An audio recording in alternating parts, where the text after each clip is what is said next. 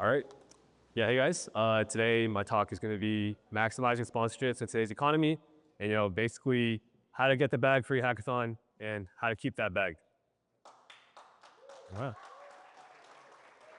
Yeah, just a quick intro. My name is Ridwan. I'm the director of industry at HackUTD, the largest 24-hour hackathon in North America. And today I just want to share how exactly at HackUTD we've continued to grow our sponsorships year in year, even through this really tough economic situation we have right now with a lot of companies trimming their budgets. Just a brief overview of the lightning talk. First of all, I just want to give us a quick reality check of what exactly sponsorships look like in today's economy. What failed for us at HackUTD, we had to learn the hard way about that. And the winning moves that we do now today to continuously increase our sponsorship amounts every year. And lastly, just a quick playbook to steal for your guys' hackathon, some things that you guys can use in your hackathons today. So just a quick history of the last 3 years about HackUTD. At HackUTX, we raised around $86,000 for our hackathon. Last year, we raised $111,000. And then this year, we're currently on projection to raise over $146,000 for our hackathon. So just, go a little bit about how exactly we continue to grow each year and just some practical tips you guys can use for your hackathon. So first, before I go into that, just a quick reality check about what exactly the economic status of hackathons look like today. So today we actually have a lot of challenges. I'm sure a lot of you guys know, especially if you guys work on the sponsorship side of your hackathon. A lot of these companies, they're have shrinking budgets, right? It's just a reality you have to face. They just don't have the same budgets they had pre-COVID. And with that, there's a lot of pressure on these companies to get a return of investment through your hackathon, right? So if they don't get a return of investment through your hackathon, they're most likely not going to want to come back. So that's really important. And I'm sure a lot of us know, especially on the sponsorship side, overloaded inboxes.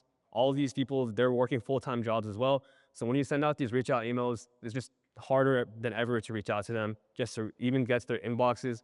And of course, we all know, especially as us, if we've applied for internships, full-time jobs, a lot of hiring slowdowns, right? A lot of these companies, they go to hackathons to recruit. And with that, we've had a lot of hiring slowdowns. So like I said, there's been over 440,000 tech job cuts since 2023. Hiring has been slower than ever for entry level, and job openings, especially for software development, have dropped almost 70% for 2023. So just, this is the state of our hackathon economy today and what we have to overcome. So why exactly does this matter? Well, now you have more competition than ever, especially within your own schools to get these companies, right? Like all these companies, they might look for career fairs that might be free. So you really have to convince them why they want to spend money at your hackathon. And also we have to sort of shift our mindset from just a pure number, just like trying to get as many sponsors as possible, to be more efficient with how exactly you're reaching out to your sponsors. And also for every single sponsor you have, you really have to set the stage to get them to come back, because it's honestly a lot easier to get sponsors that have been to your hackathon to sponsor back than to just completely reach out to a completely new sponsor that knows nothing about hackathons. So just keeping that for your hackathon going really helps with sustainability. So now I just want to talk about a little bit like what exactly failed for us at HackUTD and what you guys should avoid for your hackathons. So at first, HackUTD, a lot of things we were doing were we're just trying to send out as many emails as possible. And that just simply wasn't working. Our sponsorship tiers were just simply generic, the same old, bronze, silver, gold tiers that you see at every hackathon. And we just found this wasn't working for us. And another really bad habit we had was sort of just reaching out super late. And that just sort of set us up for a lot of failures that we just asked a few weeks for the hackathon and we just would not get any responses at all. So why exactly did this fail? Well, a lot of companies have different goals, right? A certain company might have, the goal to purely recruit from a hackathon. They might be looking to sort of put their brand out there, or they might even be looking for people to use their actual product. So when we were just simply reaching out in general with cold strike emails, not tailoring our tiers to them, we were just sort of giving them every single company the same exact type of sponsorship opportunity, and that was just not working. And that goes into the next point of how the tiers didn't map, right? Just like the basic bronze, silver, and gold tiers just weren't cutting it. Just a simple, perks like, yeah, you can come to our hackathon, have a challenge statement, and just keeping those just like generic was not working at all. And lastly, we're reaching out too late in the recruitment cycle. So this is something we found was really important, is that companies look at the recruitment cycle a lot. So when you reach out based on the recruitment cycle matters a lot, as these companies, they set their budgets really in advance. So if you can get to these companies before their budgets are locked, you have a higher chance of getting them. So what exactly do we do to essentially grow in our, so we focused on providing more value over generic tiers. So our first fix was to essentially sell the value of our hackathon. So what exactly the companies wanted. We wanted to show them what exactly they'd be getting from HackUTD instead of just giving them basic tiers. So we essentially did this by giving them custom bundles by goal. We'd essentially sit down with these companies and we give them a choice to essentially see what exactly what goals they wanted from the hackathon and build their tiers based on that. So for example, we could have a company do a gold and platinum tier hybrid in case they didn't want all the tiers or all the perks that we're offering in a certain tier, and just to tailor it specifically to what exactly they wanted so we can get essentially as much value from the hackathon as possible for the sponsor. So sort of going based on that. So the high return on investment perks is really important. Like I said before, a lot of companies have different things they want to do. So like some companies might be looking for recruiting.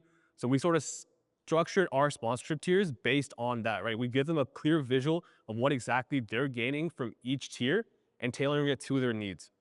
So for a recruiting company, or if they're looking to recruit, we'll give them specific tiers based on that. If they're marketing, we'll give them a lot of social media posts, logo, swag, and like mini events.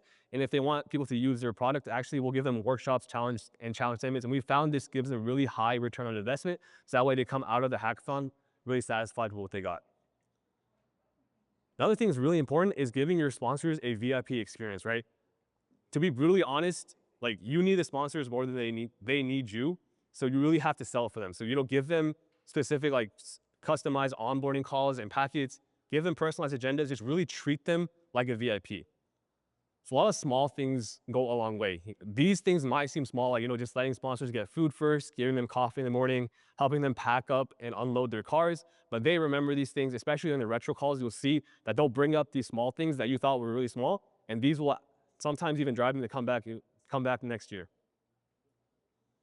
It's finally retention. So instead of asking weeks before, we started booking retro calls like right after the hackathon. And these retro calls are really important because it shows the sponsors that you're proactive and you can really get good feedback from it. And don't be scared to have bad feedback from sponsors because that's where you learn the most, right? So getting these retro calls scheduled as soon as possible and just sort of, establishing that relationship with the sponsors right after the hackathon is really important. And we found that it works really well for our returning sponsors.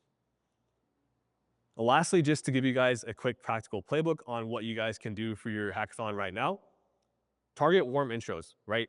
The easiest way to get in contact with sponsors is through your alumni, your past organizers.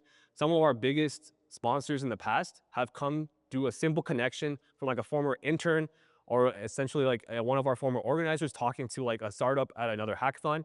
Just like getting those warm intros really helps a lot. Make sure to map, like I showed before, your sponsor goals to custom bundles, just making sure that the sponsors get what exactly they need from the hackathon.